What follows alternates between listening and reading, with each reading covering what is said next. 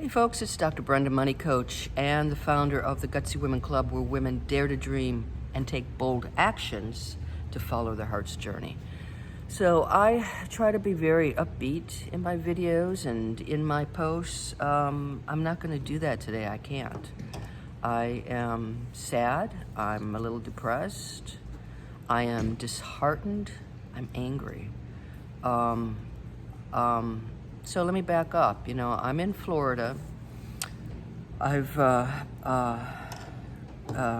spending most of September here trying to eventually make my way west.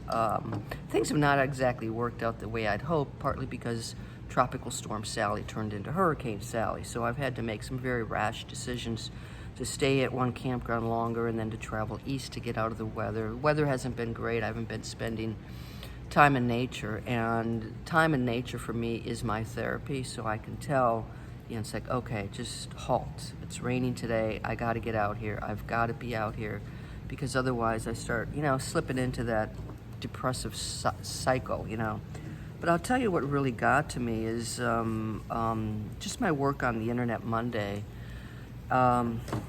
So I had to apply for health insurance. I'm switching my domicile from Virginia to Florida.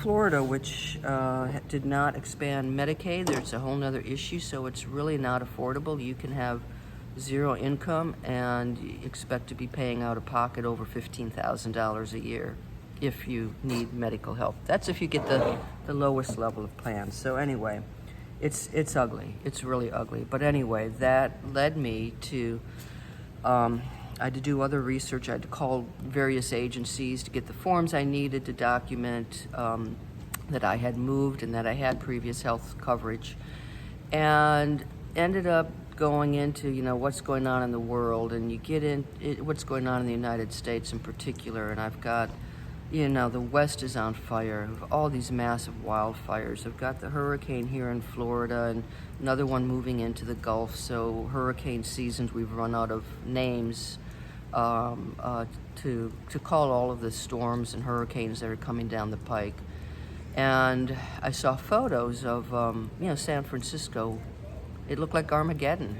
It's red skies. You can't breathe. Most toxic air in the world.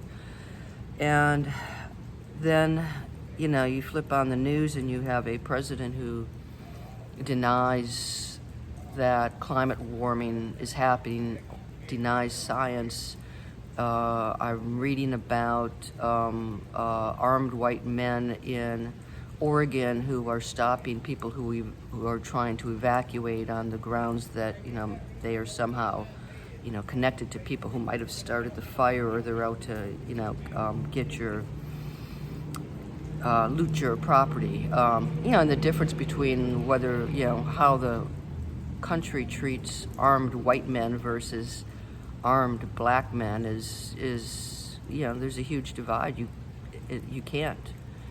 One group is considered heroes, the other group is considered criminals and terrorists.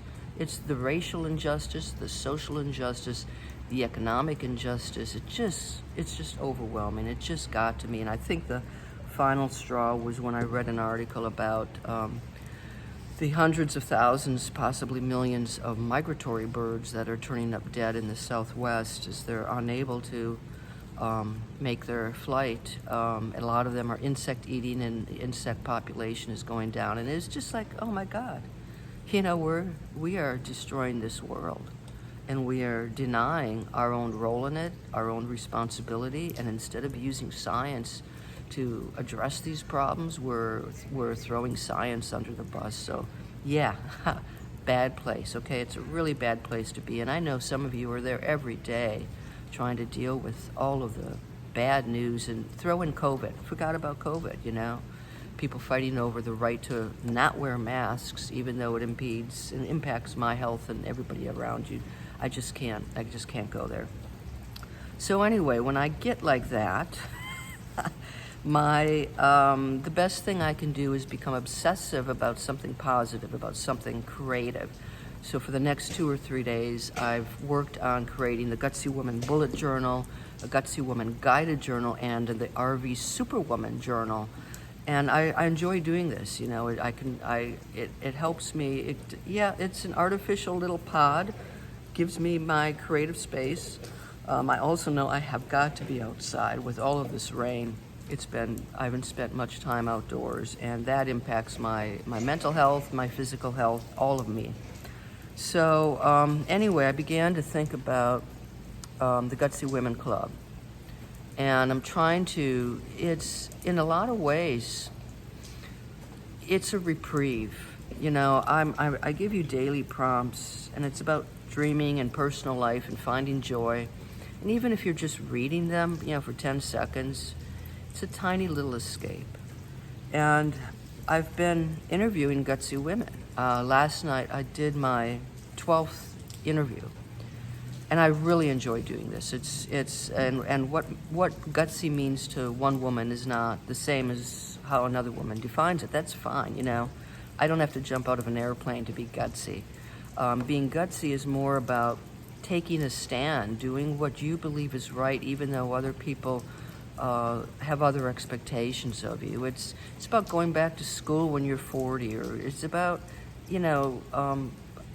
finding that new job, becoming an entrepreneur, taking off in an RV on your own. It's about living sort of the way you were meant to live, with taking away all of those expectations and getting out of that box that society especially puts women on.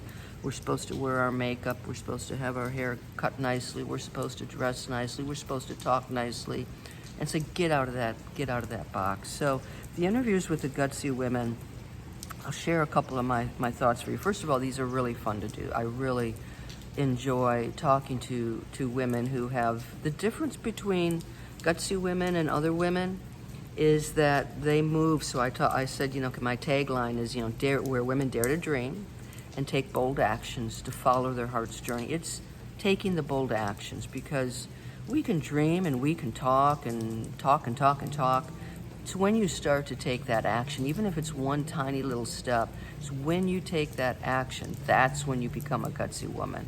And so that's what I'm trying to, promote. But with the Gutsy Women profiles, a couple of things strike me, very consistently. First of all, I mean, a lot of the women acknowledge coming from, supportive family backgrounds that helps them, some financially and certainly emotionally. No, but that's not everyone.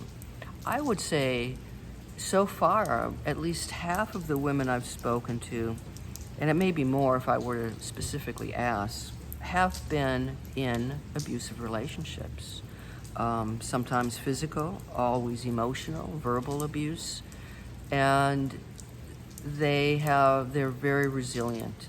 Some have faced, daily put downs of, you can't do this, you're dumb, you can't do anything right. And to be in that environment where people, your spouse, your partner tells you this, for them to be able to get out of that relationship, it shows incredible strength. But once they got out, it's like, wow, you just couldn't stop them. And so there's this sense of inner strength and perseverance in many of the women that I've spoken to. So it's kind of surprised me is that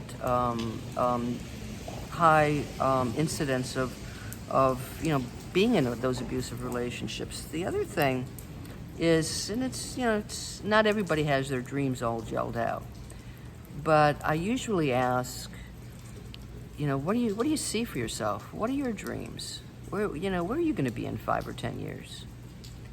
And they kind of pause, and I can see the little sparkles in their eyes, and their mind is exploding with everything that they can do. And sometimes, again, it's not always well defined, but you can see this energy and enthusiasm, and they're embracing life. And so those are the things that just really strike me about the Gutsy Women profiles that are part of the Gutsy Women Club. So last night was incredibly sad. We lost Ruth Bader Ginsburg. You talk about a gutsy woman, graduates top of her class, nobody will hire her because she's female, she's a mom, doesn't matter that she's, a fantastic attorney. So we lost Ruth Bader, and it's been very, very difficult to grasp that, especially knowing the politics that are now surrounding the putting in a new Supreme Court justice. But in this context, so I have a Facebook post that has a quote, and I don't know where this came from, so I'll apologize to whoever the author is. But I want to read it to you. In a world where women are expected to comply, she said, I dissent.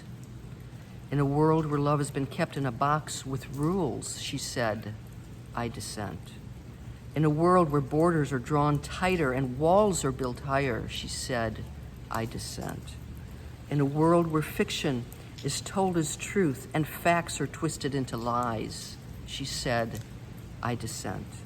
And so, on a night when it feels like the pendulum has swung off its fulcrum, like there is no place to make a U-turn, like the darkness is winning, I will say, loudly so as to convince myself, I dissent.